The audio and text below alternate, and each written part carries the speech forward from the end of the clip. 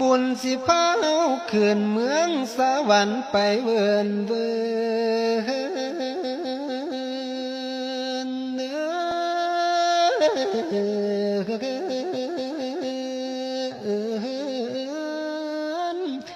อย่ามัวเพลินแต่อยากได้